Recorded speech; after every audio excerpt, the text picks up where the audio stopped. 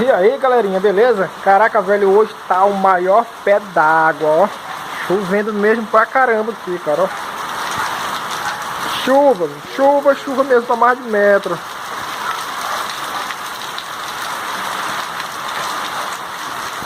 É afobado, viu? Que bom, né? Cair nessa chuvinha aí pra esfriar mais aí o chão. Tá aqui a bichona aqui parada. Tá descansando.